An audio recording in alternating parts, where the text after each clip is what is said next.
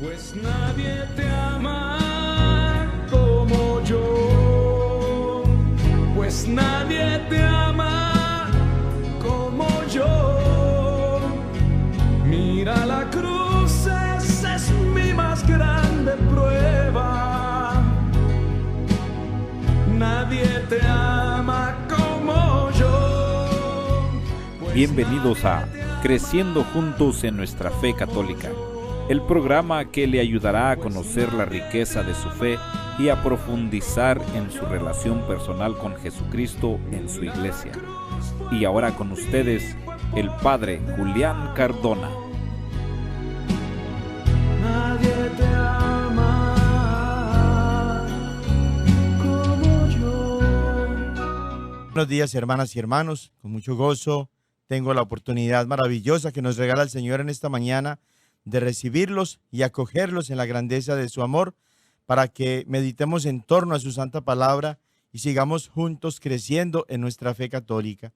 Allá donde te encuentres, que tú y tu familia gocen de la protección y del amor de Dios y que puedan ver presente a Dios amor en sus vidas. Vamos sin más preámbulos a dar inicio a este encuentro en torno a la palabra de Dios, y para eso decimos en el nombre del Padre y del Hijo y del Espíritu Santo. Amén.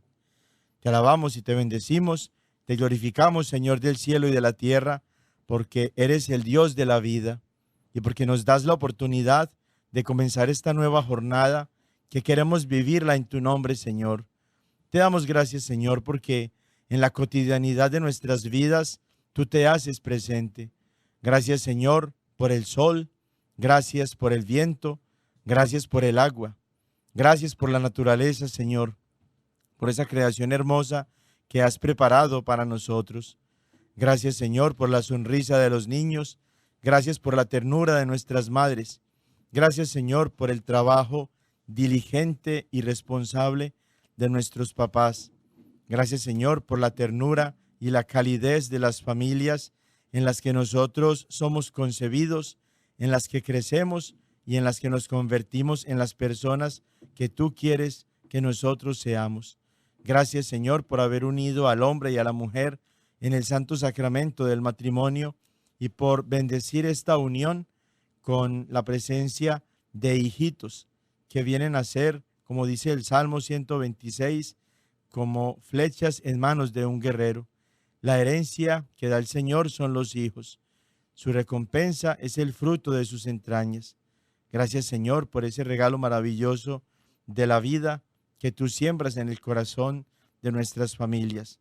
Gracias también porque nos has llamado a ser parte de tu iglesia, que es tu gran familia, en la que somos hermanos todos de nuestro Señor Jesucristo, que somos hijos tuyos por tu santa voluntad, y que somos también hijos de nuestra Madre, la Virgen Santísima.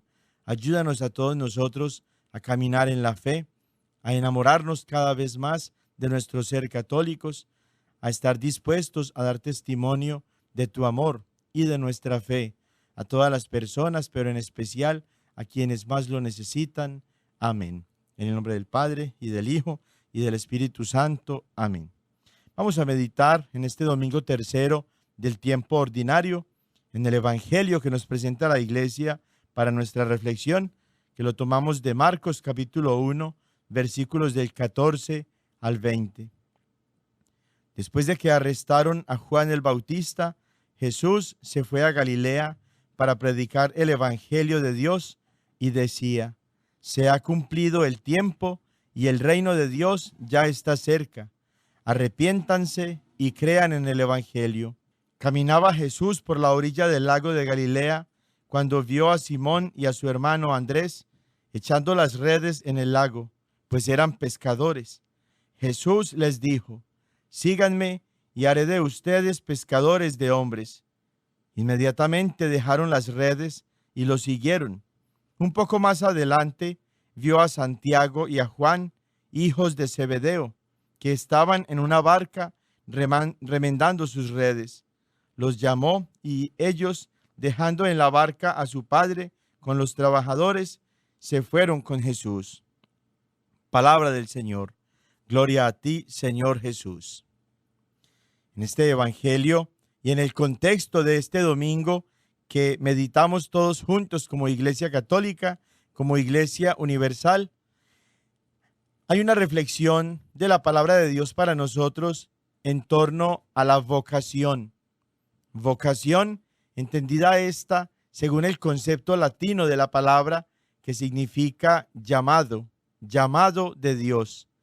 Dios nos llama a cada uno de nosotros.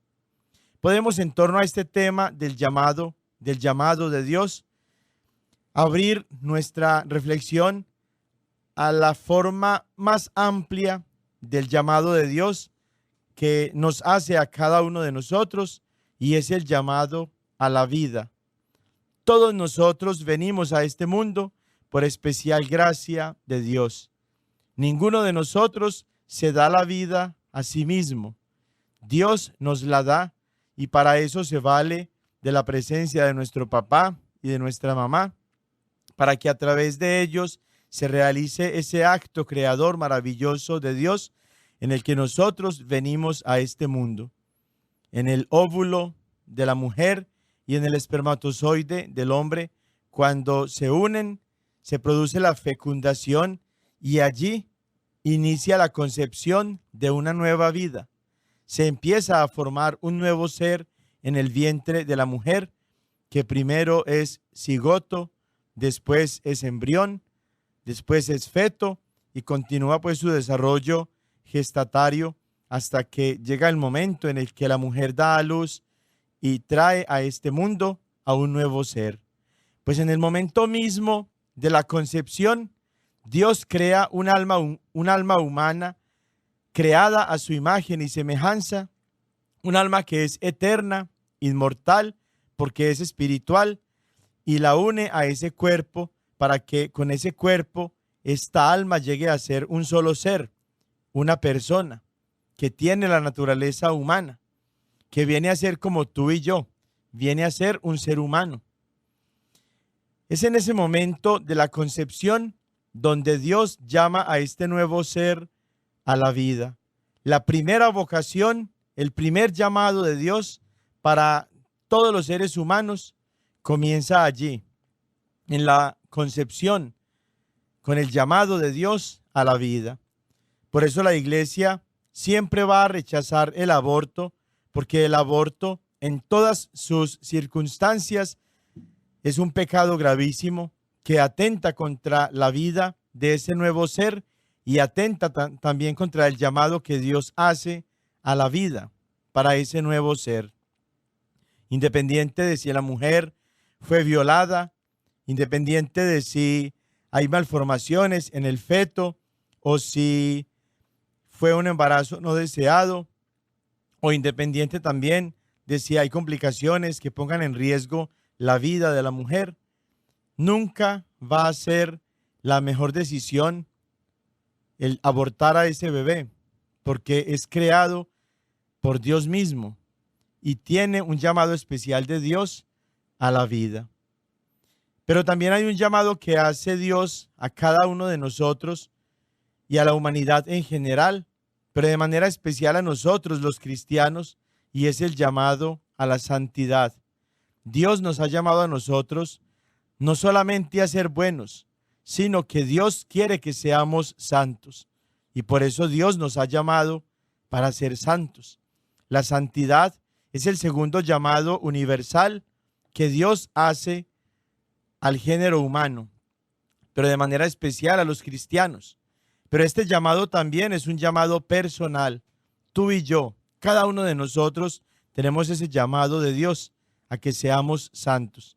Y en la iglesia, en la Santa Iglesia de Jesús, en la Iglesia Católica, Dios mismo ha dispuesto los medios de santidad.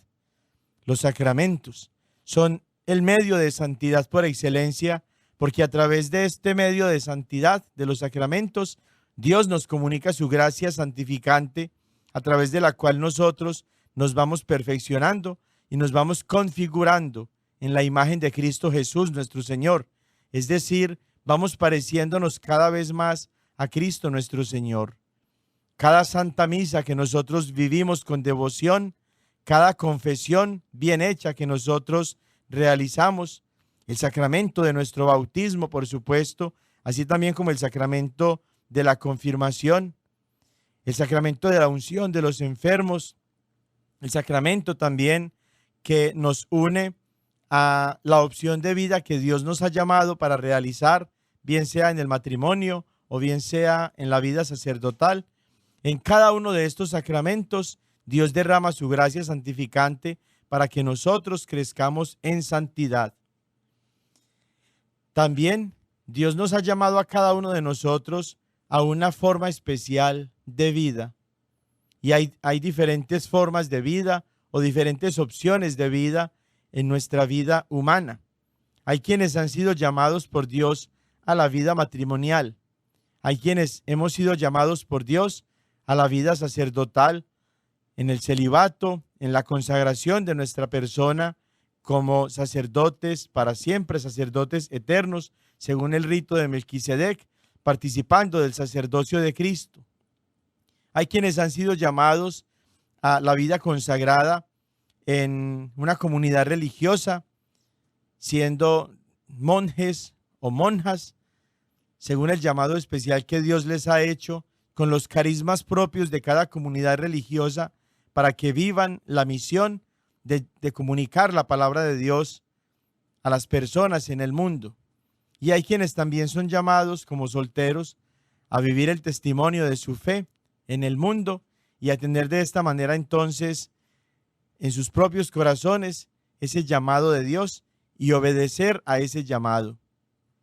Así como los 4 primeros discípulos de Cristo tuvieron ese encuentro personal con Él y a partir de allí su vida cambió para siempre, así también nosotros, cuando nos tomamos el tiempo en la oración para encontrarnos con Cristo nuestro Señor, tenemos la posibilidad de encontrarnos con Él y ese encuentro personal, íntimo, cambia nuestra vida por completo. Es en el corazón donde Dios nos habla y nos seduce y nosotros lo escuchamos y nos dejamos seducir. Es en el corazón donde Dios nos va mostrando las claves de ese llamado que Él nos ha hecho, llamado este que está orientado a la plenificación de nuestro ser para que seamos plenamente felices y lo más importante, como decíamos hace un momentito también, que seamos santos. Es allí donde Dios nos llama por nuestro nombre y nos ofrece este camino al que Dios no nos obliga, pero sí nos invita, nos inspira con su amor para que nosotros lo podamos acoger. Es en ese encuentro personal con el Señor donde nuestra vida entonces toma el rumbo que Dios quiere que nosotros tomemos. ¿Ya has pensado tú a qué te ha llamado el Señor? Si ya optaste por una de las opciones de vida que tenemos nosotros como seres humanos, ¿cómo estás viviendo tú ese llamado de Dios? Si eres un hombre, una mujer de familia, ¿cómo estás siendo papá y esposo, mamá y esposa? ¿Cómo estás llevando tu matrimonio? ¿Cómo estás llevando tu familia? ¿Cómo estás educando a tus hijitos? ¿Qué ejemplo le estás dando a tus hijitos?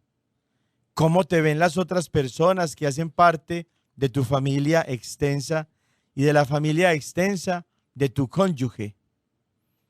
¿Qué ejemplo estás dando en la sociedad, en el mundo, con tus amigos, con tus vecinos, con tus compañeros de trabajo y de estudio, con tus hermanos y hermanas de comunidad? Si eres sacerdote y me estás escuchando, ¿cómo estás viviendo, hermano sacerdote, ese llamado del Señor? ¿Cómo celebras los sacramentos? De manera especial, ¿cómo celebras el Santo Sacramento de la Eucaristía? ¿Cómo vives tu tiempo de oración? ¿Qué tan activo eres en la pastoral? ¿Tienes el celo apostólico que tenía Cristo y que tenían también sus apóstoles, que mueve tu vida sacerdotal a salir siempre en busca de los demás para servir? Si eres un monje o una monja, ¿cómo estás viviendo tu llamado a comunicar la palabra de Dios a través del servicio a hermanos y hermanas necesitados? ¿Cómo estás siendo el reflejo de Dios amor para los niños y para los jóvenes, para las familias, para los matrimonios, para los presos, para los enfermos, para los que no tienen hogar, para los drogadictos y los alcohólicos, para los homosexuales, para los que están atravesando por la difícil situación del VIH, para aquellas personas a quienes el carisma de tu congregación religiosa te impulsa a que vayas a servir? ¿Cómo estamos viviendo todos nosotros nuestro llamado a la santidad? Es la oración el soporte de nuestra vida de fe para que crezcamos en santidad cada día. Seguimos nosotros buscando encontrarnos en la intimidad de la oración y de los santos sacramentos con Dios nuestro Señor que nos ha llamado. Vamos a pedirle al Espíritu Santo en esta mañana que siga inspirando nuestra vida para que sigamos nosotros a la vez con mucha generosidad respondiendo a su llamada y que sigamos los pasos de Jesús para los cuales Él ha querido llamarnos. Pidámosle al Espíritu Santo la valentía necesaria para seguir renunciando a las cosas de este mundo y poder seguir a Dios con disponibilidad de corazón. Pidámosle a la Santísima Virgen María, que supo escuchar en su corazón la llamada de Dios y que cambió por entero su vida y que siguió a Jesucristo, a su Hijo, nuestro Señor, que lo tuvo en su seno, pero que primero lo tuvo en su corazón y que ese encuentro con Cristo le permitió cambiar su vida y que estuvo con Él hasta las últimas consecuencias, siendo ella la primera cristiana, la primera creyente, la primera discípula, la primera evangelizadora que llevó a otros a Jesucristo nuestro Señor. Pidámosle a ella sus oraciones de intercesión por nosotros, por la iglesia, por cada uno de nosotros que somos piedras vivas de esta iglesia de Jesús, para que escuchando este llamado de Dios y cumpliéndolo en nuestra vida, podamos un día merecer la recompensa eterna que nos tiene preparado aquel que nos ha llamado, el Dios de nuestra vida, el Dios en el cual nosotros vivimos, nos movemos y existimos. Amén.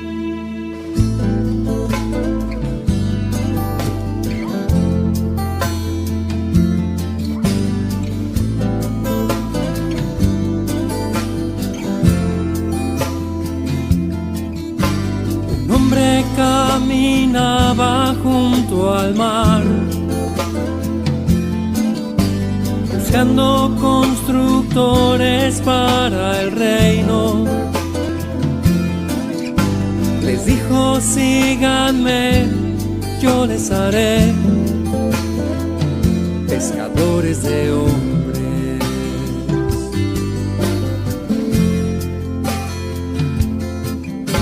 Dejando atrás las redes, le siguieron. Por valles y montañas los llevó. Todo lo que enseñaba lo aprendieron de él, del maestro bueno. Fueron hombres escogidos desde el cielo, que al llamado del maestro respondieron por amor. Fueron profetas y apóstoles guerreros, fueron pilares y maestros, la primera generación de ciudadanos del cielo, de ciudadanos del cielo.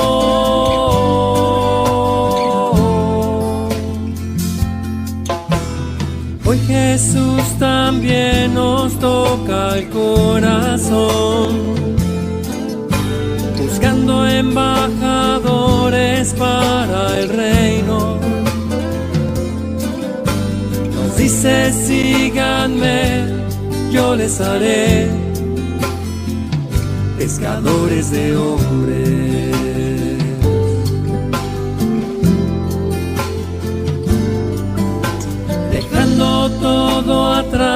te seguiremos. Por misiones y colegios nos guiará. Nos llama a ser maestros a la imagen de Él, del Maestro bueno. Somos hombres escogidos desde el cielo, que al llamado del Maestro respondemos por amor. Somos profetas y apóstoles guerreros, somos pilares y maestros de una nueva generación de ciudadanos del cielo. Somos hombres escogidos desde el cielo, que al llamado del Maestro respondemos por amor. Somos profetas y apóstoles guerreros, somos pilares y maestros de una nueva generación de ciudadanos del cielo,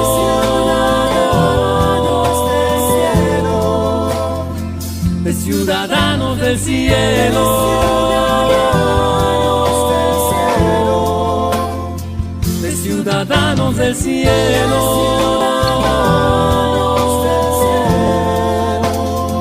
de ciudadanos del cielo.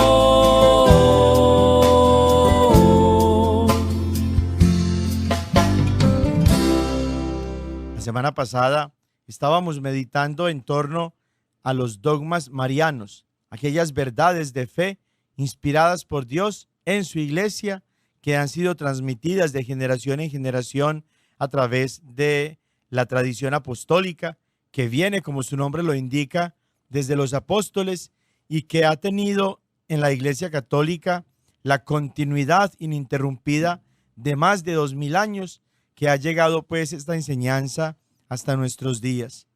Y meditábamos en el primero de esos dogmas marianos, que son verdades que la Santa Biblia ofrece, que la tradición apostólica, como decía, también enseña, y que nosotros todos como cristianos católicos estamos llamados, podríamos decir inclusive obligados, a creer. Y digo obligados no como una imposición, sino como la manera de estar en plena comunión con la fe de nuestra Santa Iglesia Católica, que es una sola fe, como nos dice San Pablo allá en su carta a los Efesios en el capítulo 4.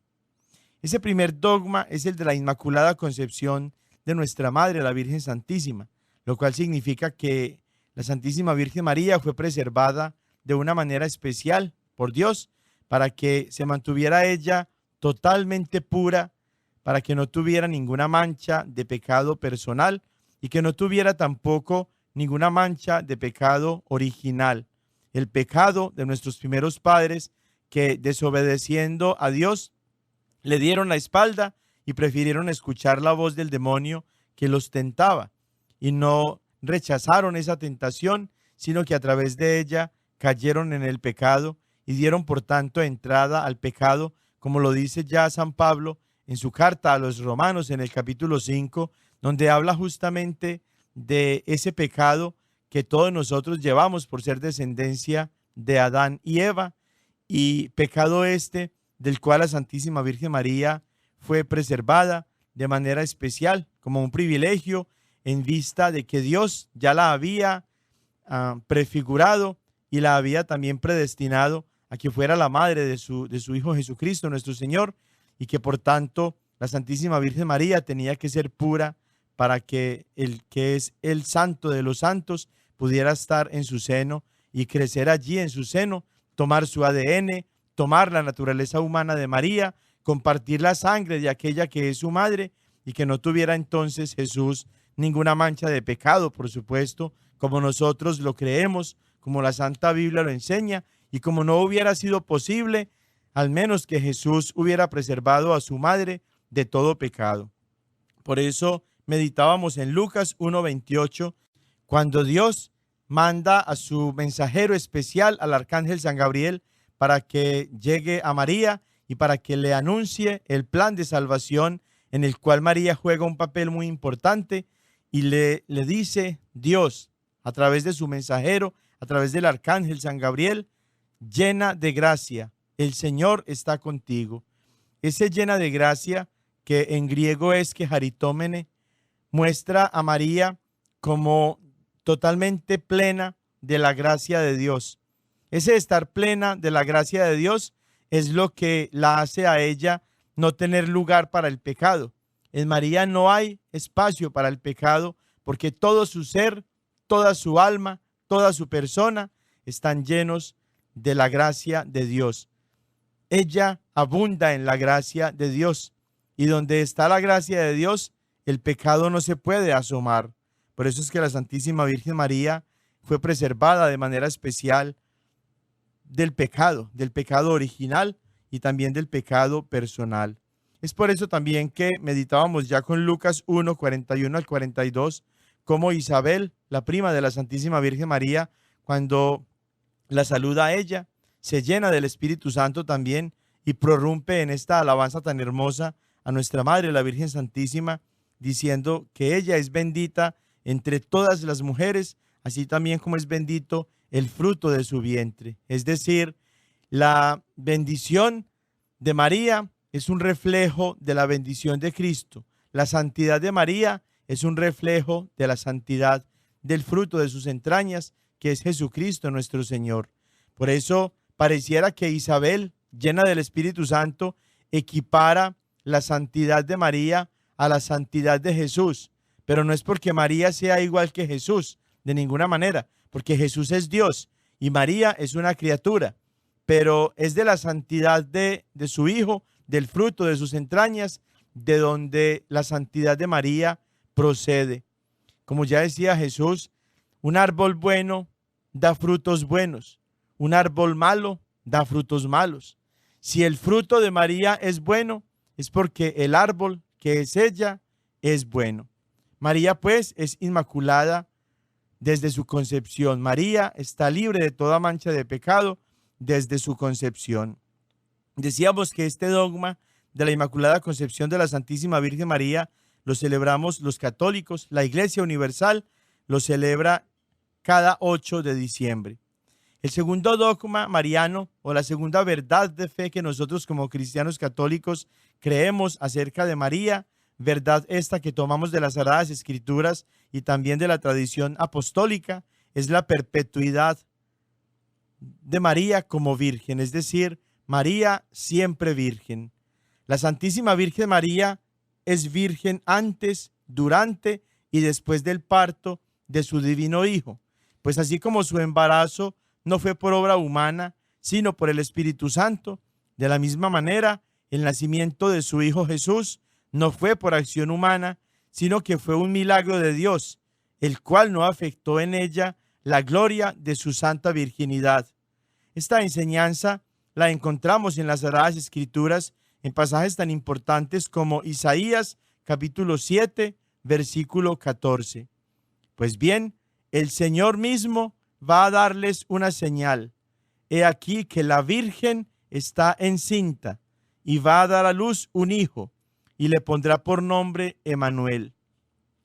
Aquí vemos el sujeto de estas tres acciones, que es el mismo. Es una virgen. Es una virgen la que está encinta, es decir, es una virgen la que está embarazada.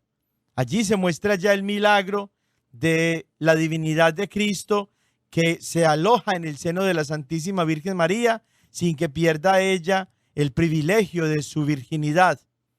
Como no fue por obra humana el que María haya quedado embarazada, sino que es por obra divina, por obra del Espíritu Santo, es por esa razón que se produce el embarazo de María sin que pierda ella la gloria de su virginidad.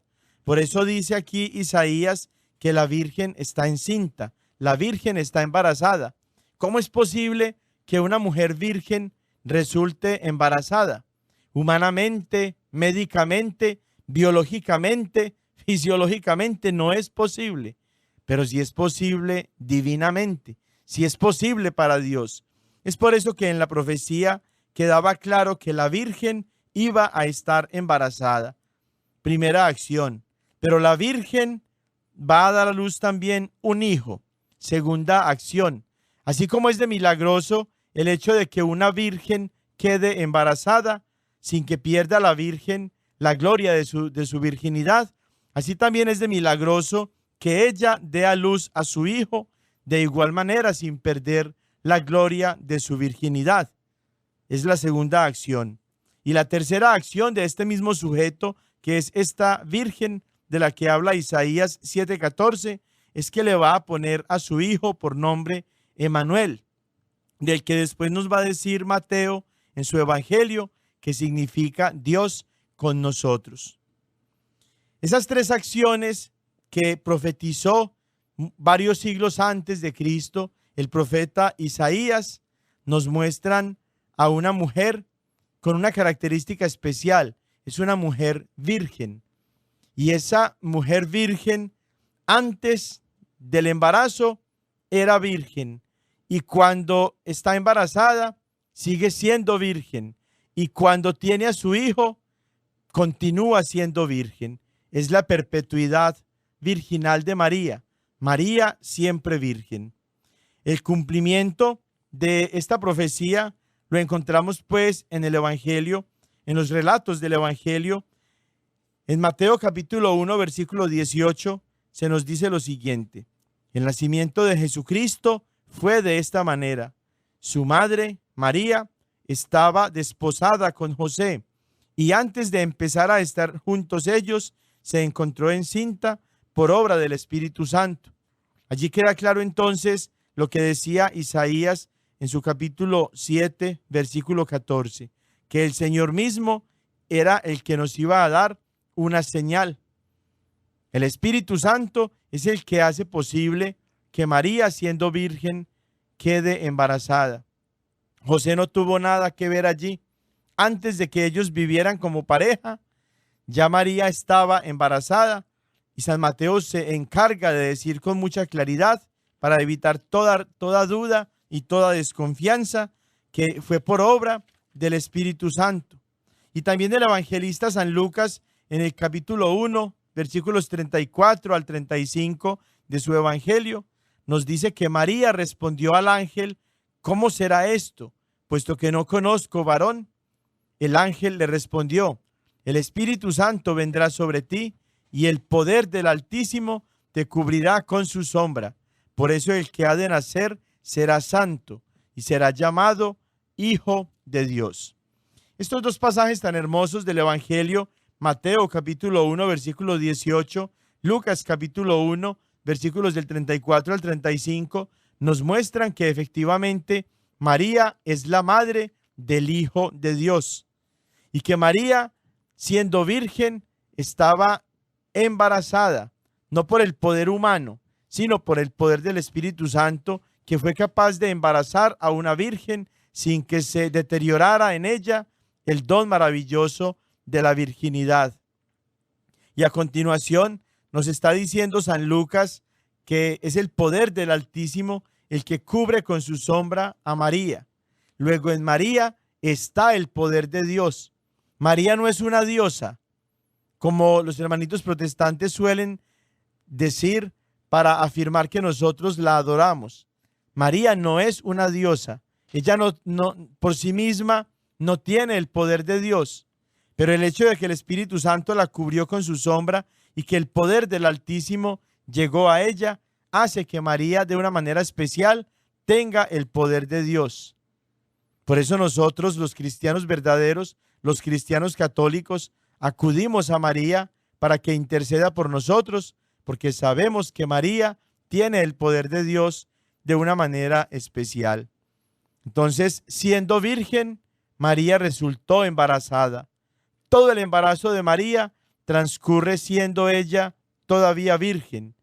Y al nacer Cristo, nuestro Señor, el fruto de las entrañas de María, nace sin que altere esto el privilegio, la gloria de su virginidad. Y entonces los hermanitos protestantes preguntan: ¿y cómo puede ser eso? Si al nacer rompe ese canal a través del cual nacen los niños y por tanto se rompe la virginidad. Es que tú, hermano protestante, estás pensando con mentalidad humana. Tus pensamientos no son como los de Dios, son como los de los hombres. A ti se te olvida que todo es posible para Dios, que nada es imposible para Dios. Si Dios fue capaz de hacer que una mujer virgen resultara embarazada, ¿no iba él a ser capaz de que esta mujer virgen tuviera a su hijito sin que resultara ella perdiendo su virginidad? En la lógica misma no cabe este hecho, pero en la fe sí cabe. Y Dios nos llama a creer, no nos llama a entender, nos llama a creer. Por eso nosotros somos creyentes. Los católicos, cristianos verdaderos, sí somos creyentes. Creemos en el poder de Dios. Los protestantes no. Pero para que no tengas más dudas, hermano protestante, acerca de esta verdad de María, que es perpetuamente virgen, te invito a que busques en el Salmo 22, versículo 9, este pasaje, para que te des cuenta cómo es posible que María haya dado a luz a su Hijo Jesucristo nuestro Señor, sin que se alterara o se destruyera en ella el privilegio de la virginidad, porque su nacimiento, así como su concepción, fue por obra divina, por obra del Espíritu Santo que es Dios, y no por obra humana. Tú has de saber muy bien, hermano protestante, que el Salmo 22 es un salmo mesiánico, es decir, es un salmo que se refiere a Cristo, es un salmo que tiene totalmente el cumplimiento de estas palabras que fueron inspiradas por el Espíritu Santo al agiógrafo que escribió este salmo en la persona de Jesús. Y dice el Salmo 22, versículo 9, sí, tú del vientre me sacaste, me diste confianza a los pechos de mi madre. Está diciendo Jesucristo nuestro Señor a través del salmista que Él no nació de la manera biológica, humana, material, natural, como toda madre da a luz a su hijo. No, está diciendo Jesús a través del salmista que Dios lo sacó a Él, al fruto de las entrañas de María, lo sacó el mismo Dios. Por esa razón, así como no se deterioró la gloria de la virginidad en María cuando quedó embarazada, tampoco se deterioró su virginidad cuando María dio a luz a Jesucristo nuestro Señor. Pero esto es de creer, y como tú, hermano protestante, no eres cristiano, sino que eres justamente eso, protestante, protestas contra la palabra de Dios, protestas contra la revelación de Dios, protestas contra la fe, protestas contra el poder de Dios. Por eso es que no crees que María es virgen antes, durante y después del parto. La Iglesia Católica celebra la gran solemnidad de la virginidad perpetua de María cada 25 de marzo, al contemplar el misterio de la anunciación del arcángel San Gabriel y revelar el misterio de salvación para los hombres. El tercer dogma o la tercera verdad de fe que nosotros como cristianos verdaderos, como cristianos católicos estamos llamados a creer, es la maternidad divina de María. En otras palabras, María es Theotokos. Esto es en griego y significa María es madre de Dios. Jesús es el Hijo eterno de Dios, la segunda persona de la Santísima Trinidad. En la encarnación, la palabra eterna de Dios se hizo carne y habitó entre nosotros. Así lo encontramos en Juan 1:14. Al ser engendrado en el seno de la Virgen María, allí fue donde se produjo esta encarnación del Hijo de Dios. Es un hecho hermosísimo que nosotros celebrábamos en la Navidad, que la palabra eterna de Dios se hizo carne y habitó entre nosotros. En el cielo, en la gloria eterna en la que vivía el Hijo de Dios con el Padre y el Espíritu Santo, no tenía un cuerpo, era espíritu, era solamente espíritu, como lo dice Jesús mismo en Juan capítulo 4, cuando está hablando con la samaritana. Dios es espíritu. Dios no tenía un cuerpo.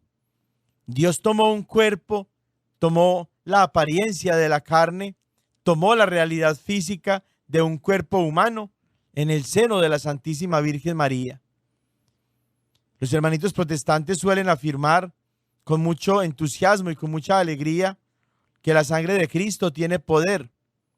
Esa es una afirmación que comparten con nosotros los católicos, porque nosotros también creemos que la sangre de Cristo tiene poder, de manera especial cuando la recibimos en el Santo Sacramento de la Eucaristía.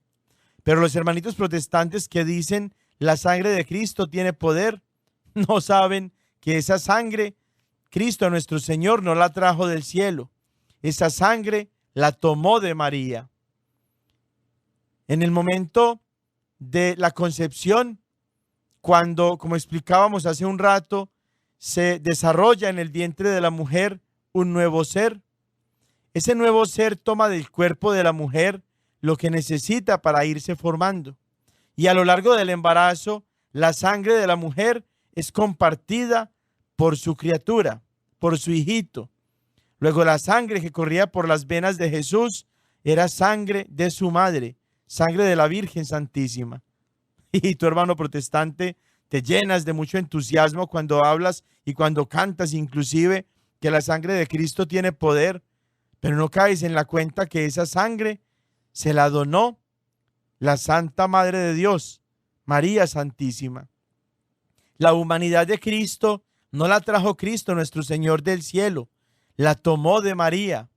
La carne, su cuerpo que pendió de la cruz para darnos la salvación a ti y a mí, se formó en el seno de la Santísima Virgen María. Eso significa lo que nos dice San Juan en su Evangelio, que la palabra eterna de Dios se hizo carne y habitó entre nosotros. Por eso María no es una mujer cualquiera. María es una mujer especial. María es la mujer bendita entre todas las mujeres. Ninguna es como ella, porque ninguna más sino María fue escogida por Dios para ser la madre de su Hijo. Ninguna más que ella fue escogida por Dios para ser su madre, porque Jesús es Dios. Ninguna como ella fue escogida por Dios para ser su esposa, porque María es esposa del Espíritu Santo, que es Dios. María, como una virgen perpetua, engendró a Cristo según la naturaleza humana, es decir, Él tomó la naturaleza humana de la Virgen María y al nacer de ella, Él, que era ya desde la eternidad Dios verdadero, se convirtió desde su concepción en el vientre de María en hombre verdadero.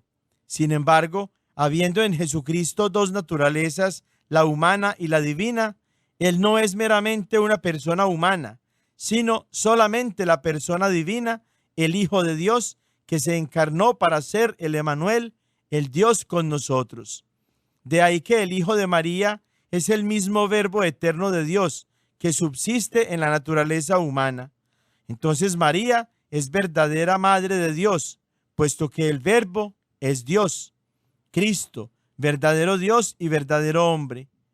La Sagrada Escritura da testimonio de esto. En Mateo capítulo 1, versículos del 20 al 23. José, hijo de David, no temas tomar contigo a María, tu mujer, porque lo engendrado en ella es del Espíritu Santo. Dará a luz un hijo, y tú le pondrás por nombre Jesús, porque él salvará a su pueblo de sus pecados.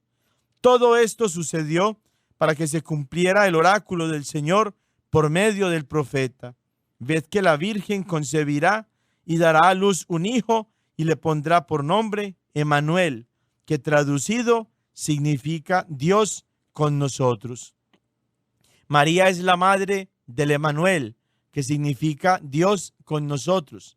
María es la madre del Dios con nosotros. Por tanto, María sí es madre de Dios, porque Jesús es Dios. Negar que María sea madre de Dios es negar que Jesús es Dios, y es una blasfemia horrible en la que incurren los protestantes, de manera especial los pastores, cuando niegan la divinidad de Cristo, al negar que María es madre de aquel que es Dios, que se encarnó en su seno, el Emmanuel, el Dios con nosotros. Por eso no son cristianos los hermanitos protestantes, porque niegan con sus afirmaciones las verdades fundamentales de la fe cristiana, negando inclusive la divinidad de Cristo para poder no aceptar que María es Madre de Dios. Santa Isabel, ya lo decíamos hace un rato también, reconoce a María como la Theotokos, como la Madre de Dios, cuando dice allá en Lucas 1:43, ¿de dónde a mí que la Madre de mi Señor venga a mí? Isabel está llena del Espíritu Santo. Ella es capaz de reconocer que Jesucristo nuestro Señor está en el seno de su prima, de la Santísima Virgen María, y llena del Espíritu Santo, reconoce entonces que si la eterna palabra de Dios está formando su humanidad en el seno de María, por esa razón María es su madre, y al ser el fruto de sus entrañas Dios, María es entonces Madre de Dios, Madre de nuestro Señor Jesucristo. Es por eso que Isabel, ojo, llena del Espíritu Santo, reconoce a María como Madre de Dios. La Iglesia se llena de alegría por la maternidad divina de María y la conmemora cada año en la solemne celebración del 1 de enero. Es naciendo Cristo de la Santísima Virgen María como se convirtió en el Salvador para todo el género humano. Es así como nosotros podemos tener a Cristo como Salvador, inclusive los protestantes. Es en Cristo que nace de la Santísima Virgen María y que al crecer inicia su ministerio público y funda su iglesia, y al morir y resucitar deja su poder en su iglesia para que siga la iglesia siendo instrumento de salvación. Es a través de María como se desarrolla entonces toda la historia de la salvación del género humano, que comienza con la encarnación de la eterna palabra de Dios. Vamos a escuchar una canción muy hermosa que conecta a Jesucristo nuestro Señor, nacido de la Santísima Virgen María, lo conecta con su iglesia, porque la iglesia es una con Cristo, ella es su cuerpo, Él es la cabeza, Él es el esposo, la iglesia es su esposa.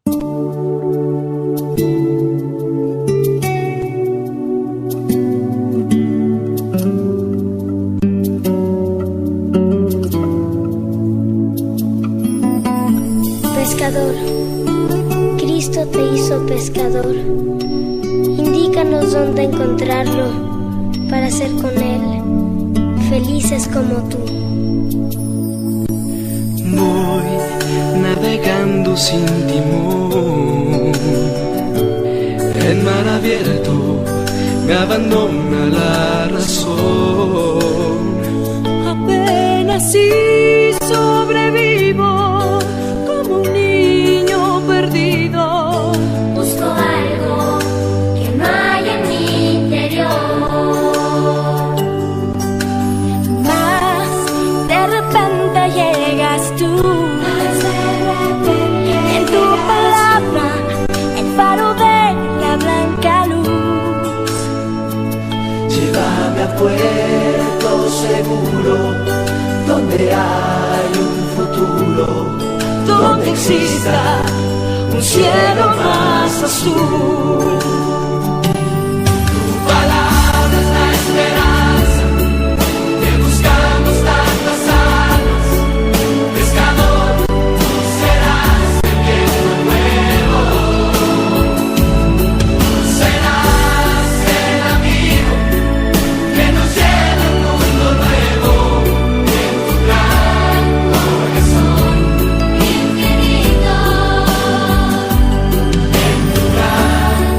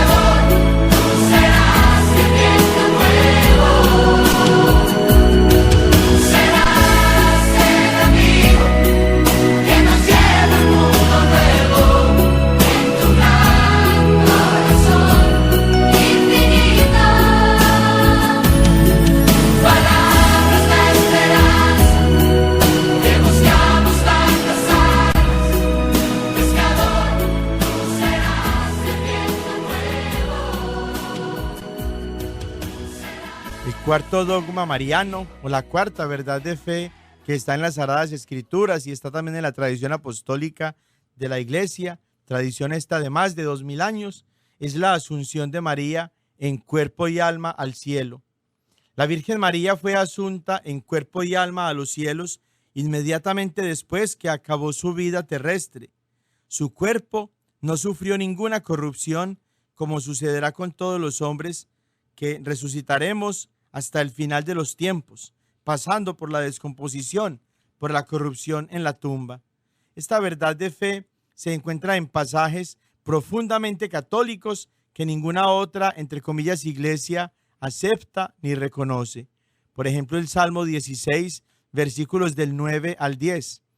Por eso se me alegra el corazón, se gozan mis entrañas, y mi carne descansa serena, porque no me entregarás a la muerte, ni dejarás a tu fiel conocer la corrupción. Este salmo tan hermoso que aplica a Cristo, aplica también a la Santísima Virgen María. Ella es la fiel número 1 del Señor. Por eso ella es fiel a la palabra de Dios. Ella es fiel al llamado de Dios. Ante el anuncio del ángel que le propone el plan de salvación que Dios tiene, en el que cuenta con ella, al final dice la Santísima Virgen María: he aquí la esclava del Señor, hágase en mí según tu palabra.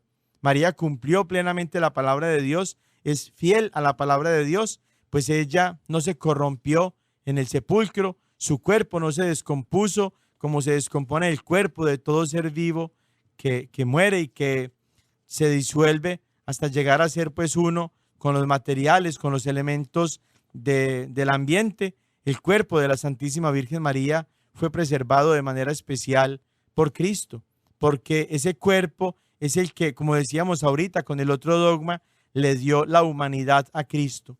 Por eso Cristo quiso de manera especial preservar el cuerpo de su mamá, de su madre, que lo había dado a luz. Y hay un pasaje muy hermoso que está en Apocalipsis capítulo 12, primero versículos del 5 al 6 y después versículos del 13 al 14, que nos habla de cómo es por el privilegio de ser la madre del Hijo de Dios que la Santísima Virgen María recibió todos estos otros privilegios, contando entre ellos el privilegio de que su cuerpo no fuera corrupto en el sepulcro, sino que se preservara de la corrupción, y por tanto María fue asunta en cuerpo y alma al cielo. Primero, los versículos 5 al 6, para entender quién es ese hijo de esta mujer y por tanto saber quién es esta mujer de la que está hablando Apocalipsis capítulo 12. La mujer dio a luz un hijo varón, el que ha de regir todas las naciones con cetro de hierro, y su hijo fue arrebatado hasta Dios y hasta su trono. Y la mujer huyó al desierto, donde tiene un lugar preparado por Dios para ser allí alimentada 1260 días. La única mujer que le ha dado un hijo a Dios es la Santísima Virgen María. La única mujer que es la madre del Dios verdadero, que es Jesucristo nuestro Señor, que es el Rey de Reyes y Señor de Señores, es la Santísima Virgen María. Por eso, sin lugar a dudas, la mujer de la que se habla en Apocalipsis capítulo 12 es de la Santísima Virgen María.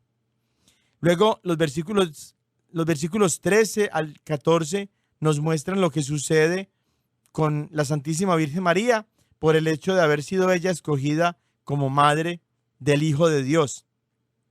Cuando el dragón vio que había sido arrojado a la tierra, persiguió a la mujer que había dado a luz al hijo varón, pero se le dieron a la mujer las 2 alas del águila grande para volar al desierto, a su lugar, lejos del dragón, donde tiene que ser alimentada un tiempo y tiempos y medio tiempo. Allí vemos que ese dragón es, por supuesto, la serpiente infernal, el demonio, y el demonio quiere destruir a la mujer.